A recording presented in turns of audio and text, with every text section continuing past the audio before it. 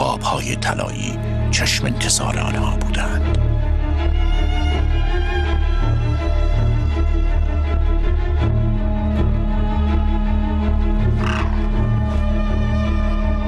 عقاب‌ها دوتایی دست به کار می‌شوند تا درنایی جوان را از دست جدا کنند.